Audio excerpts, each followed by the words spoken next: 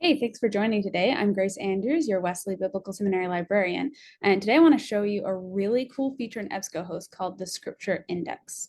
So assume you are trying to do some biblical research and you want to look up things on a specific passage, say Luke 24. Well, you'll probably start in commentaries, but then if you want to go further and look at some scholarly articles that have to do with that, or maybe you're looking for some specific books or book chapters that are more specialized than commentaries, this is how you're going to do it in EBSCOhost. It's great. So you go up here to the purple tab and say Scriptures, click on that, and it has the whole canon in order. So if I'm doing Luke 24, I'm going to scroll down. I'm going to hit next because we're still in the Old Testament.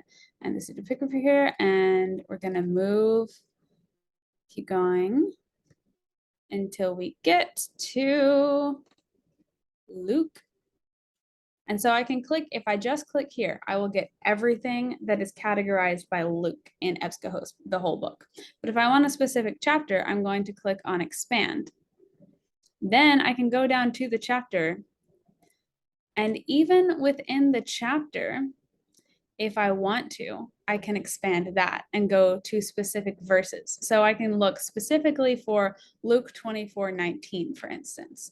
But for now, we're going to go back up to the previous level. You can always go back by clicking that previous level button. And I will go to Luke 24 and click on that chapter.